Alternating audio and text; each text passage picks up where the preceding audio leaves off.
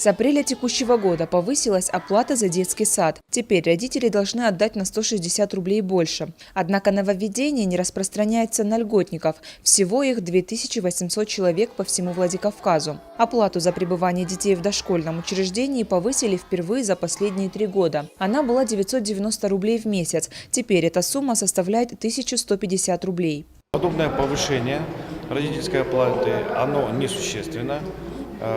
Практически 160 рублей позволит дополнительно привлечь в течение года порядка 10 миллионов рублей, что пойдет на развитие муниципальных дошкольных образовательных учреждений. В данном случае это вопросы повышения качества питания, витаминизации питания и хозяйственных расходов.